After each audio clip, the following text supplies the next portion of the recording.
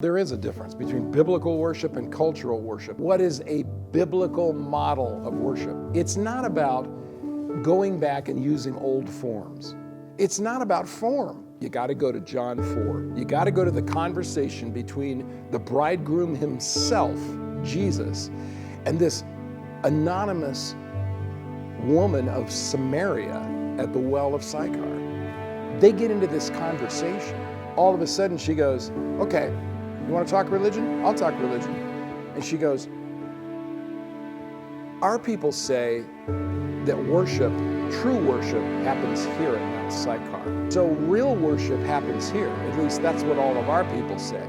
But you Jews say that it's supposed to happen in Jerusalem. And what she's talking about is the temple worship, and the sacrifice once a year by the priest at the temple, etc., in the whole Jewish ritual. And she asks him this question, Rabbi, which is it? And here's his answer, neither. Jesus says neither form is important, because what the Father's looking for is worshipers who will worship in spirit and in truth. These are the kind of worshipers that the Father is seeking. 4 chapters later, in John 8, Jesus says this, everything I say is what the Father tells me to say. Everything I do is what the Father is showing me I need to do.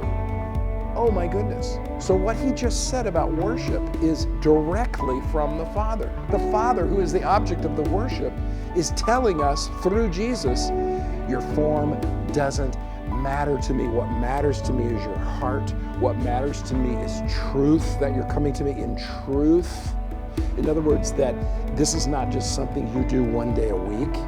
This is not something that all of a sudden one day a week you're going to act differently than you do the other 6 days. He's saying, I want truth in you, in your worship.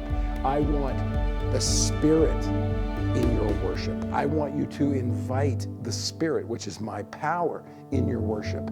I want to be welcomed into your worship. Whether you do it this way or that way or this way or that way or in this location or that location, according to John 4, doesn't matter.